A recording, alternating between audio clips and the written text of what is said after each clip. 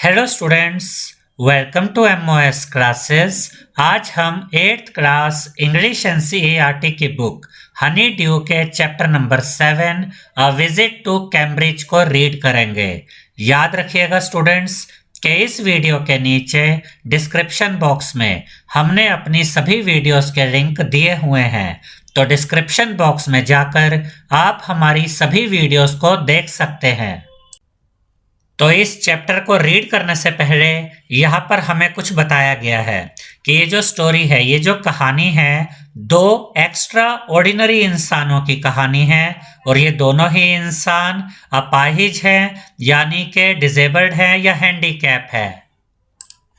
और जो Stephen Hawking है, ये हमारे समय के महान वैज्ञानिकों में से एक है और स्टीफन हॉकिंग को पैरालाइज्ड हुआ है, जिसकी वजह से उन्हें व्हील चेयर पर ही बैठे रहना पड़ता है। और अगर वो किसी से बात करना चाहते हैं तो उनके सामने उसी व्हील चेयर पर एक कंप्यूटर लगा होता है और वहाँ पर वो उसके सामने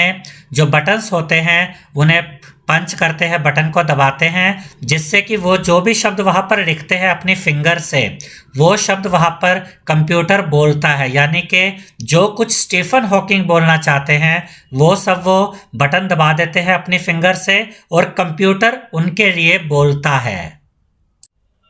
और इसके बाद यहाँ पर हमें फिरदौस कांगा के बारे में बताया गया है, जो एक राइटर है, एक जर्नलिस्ट है और मुंबई में रहते हैं और मुंबई में ही काम करते हैं। और जब कांगा का जन्म हुआ था तो उनकी जो हड्डियाँ थी वो बहुत कमज़ोर थी और वो बहुत आसानी से टूट जाती थी जब वो छोटे थे। और हॉकिंग की तरह ही कांगा को भी चलने फिरने के लिए, इधर उधर मूव करने के लिए व्हील चेयर पर ही बैठे रहना पड़ता है। यानी कि स्टीफन हॉकिंग भी अपने पैरों पर खड़े नहीं हो सकते थे, वो भी व्हील चेयर पर बैठे रहते थे। और जो फिरदौस कांगा थे उन्हें भी व्हील चेयर पर ही बैठना पड़ता था। और यहाँ पर इस पैराग्राफ में हमें यह बताया गया है स्टूडेंट्स कि ये दोनों ग्रेट मैन इस बात पर चर्चा करते हैं कि व्हील चेयर पर जीवन जीना कैसा लगता है और जो नॉर्मल लोग होते हैं वो डिसेबल्ड लोगों के बारे में, यानी कि हैंडीकैप लोगों के बारे में क्या सोचते हैं। इस पैराग्राफ में फिरदौस कांगा कहते हैं कि मेरे लिए कैम्ब्रिज और इंग्लैंड एक ही थे, लेकिन ये बहुत अजीब सी बात है कि जब मैं वहाँ से वापस आया तो सब कुछ अब बदल चुका था, क्योंकि कैम्ब्रिज में मैं स्टीफन हॉकिंग से मिला था। इसके बाद इस पैराग्राफ में फिरदौस कांगा ये कहते हैं कि जब मैं कैम्ब्रिज यूनिवर्सिटी में घूम रहा था अपनी व्हील चेयर पर, तो मेरे गाइड ने मुझे स्टीफन हॉकिंग के बारे में बताया। वह बेचारा आदमी जो डिसेबल्ड था, अपाहिज था और अब वह कैम्ब्रिज यूनिवर्सिटी में इसाक न्यूटन की जगह पर काम कर रहा था। इसके बाद फिरदौस कांगा ने कहा कि मैंने इस बात पर ज़्यादा ध्यान नहीं दिया और मैं आगे बढ़ गया और मैं इस बात को भूल गया था कि सबसे ज़्यादा इस समय के सबसे ज़्यादा जो ये ब्रिलियंट साइंटिस्ट था और ये पूरी तरह से पैरालाइज था। पैरालाइज वो बीमारी होती है जिसमें शरीर काम करना बंद कर देता है और ये एस्ट्रोफिजिस्ट भी था। एस्ट्रोफिजिस्ट वो साइंटिस्ट होते हैं जो फिजिक्स के बारे में रिसर्च करते हैं, प्लैनेट्स और स्टार्स वगैरह के बारे में रिसर्च करते हैं। और स्टीफन हॉकिंग ने ही ये बुक लिखी थी, a brief history of time, यानी समय का इतिहास, और ये सबसे ज्यादा बिकने वाली बुक्स में से एक थी। इस पैराग्राफ में फिरदौस कांगा बताते हैं कि जब उनका टूर पूरा हो गया कैम्ब्रिज यूनिवर्सिटी का, तो वो जल्दी से एक फ़ोन बूथ पर गए। पहले फ़ोन बूथ हुआ करते थे जो छोटा सा एक कमरे की तरह होते थे, जिसमें एक फ़ोन लगा होता था जो तार के साथ जुड़ा होता था। और फिरदौस कांगा कहते हैं कि मैंने उस फ़ोन को बाहर की तरफ खींचा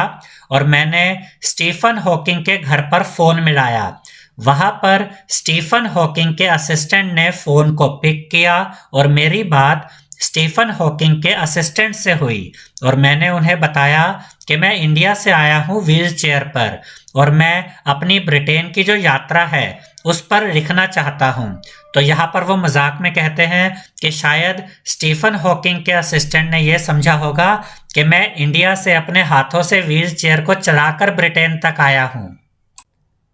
और मैंने उनसे कहा कि मैं प्रोफेसर हॉकिंग से मिलना चाहता हूं, अगर मुझे 10 मिनट भी मिल जाएं तो बहुत होगा। तब प्रोफेसर हॉकिंग के असिस्टेंट ने मुझसे कहा कि आपको आधा घंटा मिलेगा, 3:30 से लेकर 4 o'clock तक, यानी कि 3:30 बजे से लेकर 4 बजे तक आप उनसे मिल सकते हैं, बात कर सकते हैं। यहाँ पर आप इस पिक्चर में देख सकते हैं, ये स्टीफन हॉकिंग है जो पैरालाइज्ड हैं और अपनी व्हील चेयर पर बैठे हैं, और ये आगे की तरफ इनका कंप्यूटर है और यहाँ साइड में बटन लगे हुए हैं और ये अपने फिंगर से बटन दबाते हैं और जो वर्ड्स ये लिखते हैं इस कंप्यूटर पे, वो कंप्यूटर से वो आवाज़ आती है, यानी जो भी बात स्टीफन हॉकिंग कहना चाहते हैं वो कंप्यूटर उनके लिए बोलता है। अब इसके बाद इस पैराग्राफ में जो फिरदौस कांगा है वो ये कहते हैं कि अचानक से मुझे कमजोरी महसूस होने लगी, और जब आप एक हैंडीकैप के रूप में, एक डिसेबल्ड इंसान के रूप में बड़े होते हैं तो आप इस बात से तंग आ जाते हैं जब लोग बार बार आपसे ये कहते हैं कि बहादुर बनो, बहादुर बनो। तो हमें कुछ ऐसा लगता है कि हमने बहादुरी का कोई अकाउंट खोल रखा है बैंक में और हम वहां से बहादुरी निकाल नहीं रहे हैं, हम बहादुरी निकालने में आलस कर रहे हैं, हमें कुछ ऐसी फीलिंग आती है। और यहाँ पर फिरदौस कांगा ये कहते हैं कि हम जो डिसेबल्ड लोग होते हैं, हमें ऐसे लोगों को देखकर ताकत मिलती है जो हमारे जैसे ही डिसेबल्ड होते हैं, हैंडीकैप होते हैं और उन्होंने कुछ बड़े काम किए होते हैं। तब हमें ये पता चलता है, तब हमें ये लगता है कि हम भी कुछ बड़े काम कर सकते हैं और जितना हम सोचते हैं उससे ज़्यादा बड़े काम हम कर सकते हैं।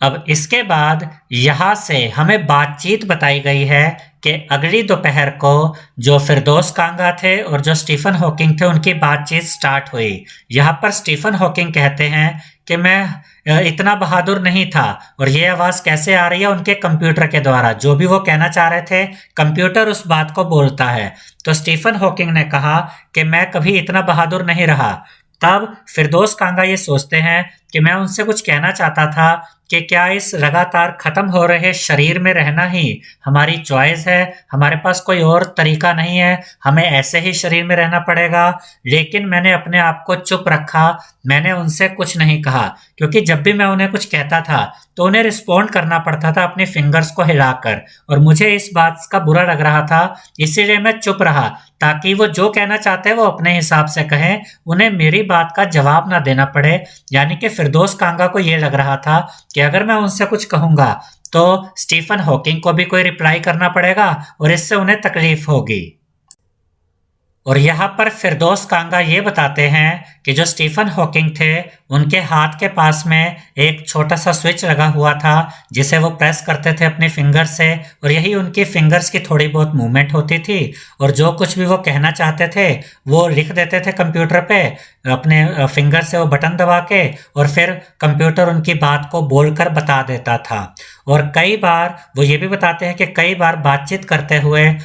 थकान और निराशा की वजह से स्टीफन हॉकिंग की आंखें बंद हो जाती थी, और उनके सामने जब मैं बैठा हुआ था तो मैं उनकी इस प्रॉब्लम को, इस परेशानी को महसूस कर पा रहा था, और उनका जो दिमाग था, जो उनका मस्तिष्क था, वो तो विचारों से भरा हुआ था जो कि बर्फ जैसे शब्दों और डेड बॉडी जैसे कठोर वाक्यों के रूप में बाहर आता था।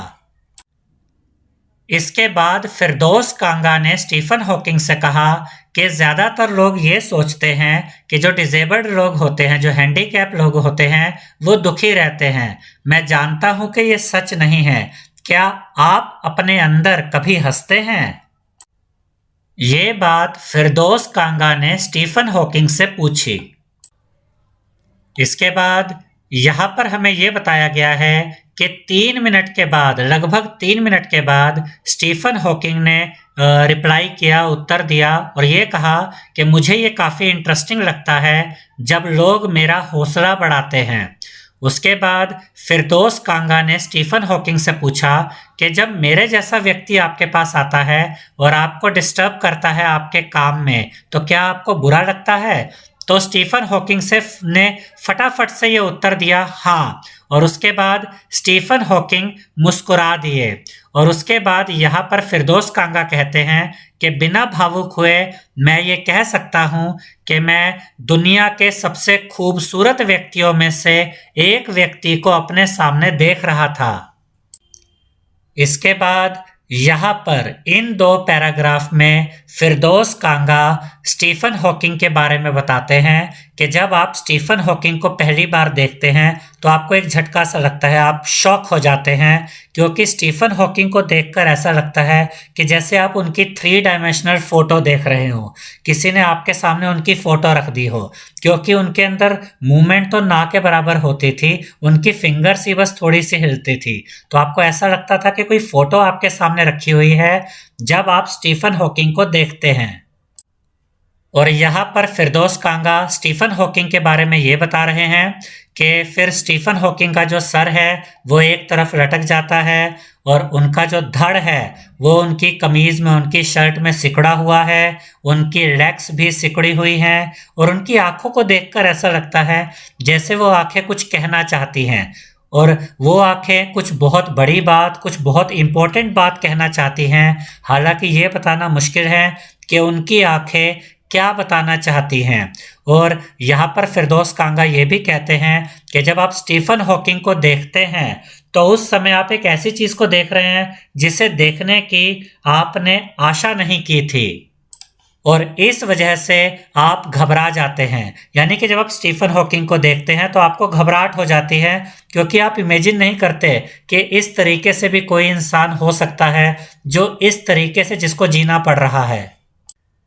इसके बाद इस पैराग्राफ में फिरदौस कांगा ये कहते हैं कि स्टीफन हॉकिंग को देखकर ऐसा लगता है जैसे कोई लालटेन हो और जिसकी शीशे की दीवारें बहुत पतली हो गई हो और आप उसके अंदर का सिर्फ प्रकाश देख सकते हैं। इसी तरीके से अगर आप स्टीफन हॉकिंग को देखते हैं तो उनका जो शरीर है वो सिर्फ एक छाया के समान है, एक शैडो की तरह है, क्योंकि उनका शरीर उनके लिए लगभग किसी काम का नहीं है। लेकिन आप उनके उस शरीर के अंदर जो आत्मा है उनकी, उसे महसूस कर सकते हो। और ऐसा इसलिए है कि मेरे जैसा इंसान जो अमर आत्मा में यकीन नहीं करता वो भी ये जान जाए कि जो शरीर है वो सिर्फ एक सजने की चीज़ है, एक सजाने की चीज़ है, लेकिन जो इम्पोर्टेंट चीज़ है वो है उस शरीर के अंदर की आत्मा। इसके बाद फिरदौस कांगा ने स्टीफन हॉकिंग से पूछा कि क्या आपको लगता है कि डिसेबल्ड होने में, हैंडीकैप होने में कोई अच्छी बात है? तो स्टीफन हॉकिंग ने उत्तर दिया कि मुझे नहीं लगता कि डिसेबल्ड होने में कोई अच्छी बात है। और फिर फिरदौस कांगा ने उनसे कहा कि मैं सोचता हूँ कि क्या आपको पता है कि इस दुनिया में कितनी काइंडनेस है, दुनिया में कितनी दयालुता है? तो उन्होंने कहा हाँ। देखिए यहाँ पर अब फिरदौस कांगा ये भी बता रहे हैं कि जब स्टीफन हॉकिंग कोई भी जवाब देते थे तो जो कंप्यूटर से आवाज़ आती थी ये तो पता चल जाता था कि वो क्या कह रहे हैं, लेकिन उनकी फीलिंग्स क्या होती थी, वो किस सेंस में कोई बात करते थे, ये नहीं पता चल पाता था कि वो इस बात को किस तरीके से कहना चाह रहे हैं, खुशी से कह रहे हैं या दुख से कह रहे हैं। उनकी फीलिंग या सेंस नहीं पता चलती थी, बस वो क्या कहना चाहते थे ये पता चल जाता था। इसके बाद यहाँ पर फिरदौस कांगा ये कहते हैं कि हर थोड़ी देर में मैं अपनी चेयर को थोड़ा सा हटाता था, अपनी कलाई घुमाता था और टाइम को देखता था, क्योंकि मैं आधे घंटे के यानी जो 30 मिनट का टाइम मुझे मिला था स्टीफन हॉकिंग से मिलने का, मैं उसके हर मिनट को अच्छे से यूज़ करना चाहता था। और इस समय पर मुझे अपना शरीर बहुत बेहतर लग रहा था। हालांकि मैं चल नहीं सकता था, मैं खड़ा नहीं हो सकता था, लेकिन जब मैं स्टीफन हॉकिंग को देख रहा था तो मुझे लग रहा था कि मेरा जो शरीर है वो फिर भी बहुत बेहतर है। इसके बाद यहाँ पर फिरदौस कांगा स्टीफन हॉकिंग से कहते हैं कि आप मेरे लिए इंस्पिरेशन हैं, और ऐसा बहुत से लोगों ने आपसे कहा होगा। तो क्या इस बात से आपको किसी तरह की कोई मदद मिलती है कि कितने सारे लोग ये मानते हैं कि आप उनके लिए इंस्पिरेशन हैं? तो स्टीफन हॉकिंग ने उत्तर दिया नहीं। और फिर मुझे लगा, यानी कि फिरदौस कांगा को लगा कि ये जो क्वेश्चन था ये बेवकूफ़ी से भरा हुआ लग रहा था, क्योंकि जब आप एक ऐसे शरीर में रह रहे हो जो एक घुटन भरे कमरे के जैसा हो गया हो और जिसकी दीवारें दिन ब दिन छोटी होती जा रही हो, तो इस बात से कोई फ़र्क नहीं पड़ता कि लोग आपकी प्रशंसा करते हैं या लोग आपको अपनी इंस्पिरेशन मांगते हैं और आपके जीने के लिए दुआएं करते हैं। इन बातों से कोई फ़र्क नहीं पड़ता। उसके बाद फिरदौस कांगा ने स्टीफन हॉकिंग से पूछा कि आप डिसेबल्ड लोगों को कोई एडवाइस देना चाहते हैं, कोई मैसेज देना चाहते हैं जिनसे कि उनकी कोई मदद हो सके, यानी कि क्या आप कोई ऐसी एडवाइस डिसेबल्ड लोगों को देना चाहते हैं जो उनके जीवन को बेहतर बना सके। तब स्टीफन हॉकिंग ने कहा कि मुझे ऐसा लगता है कि जो डिसेबल्ड लोग होते हैं वो जिस काम में अच्छे होते हैं उन्हें वही काम करना चाहिए, और ये जो डिसेबल्ड ओलंपिक होते हैं, स्टीफन हॉकिंग को ऐसा लगता है कि ये सिर्फ वेस्ट ऑफ टाइम है। तब फिरदौस कांगा ने उनसे कहा कि मैं समझता हूँ कि आप क्या कहना चाहते हैं, और फिर फिरदौस कांगा उन दिनों को याद करते हैं, उन वर्षों को याद करते हैं जब वो एक बहुत बड़े स्पेनिश गिटार से खेला करते थे और फिर एक दिन उन्होंने उस गिटार को तोड़ दिया था।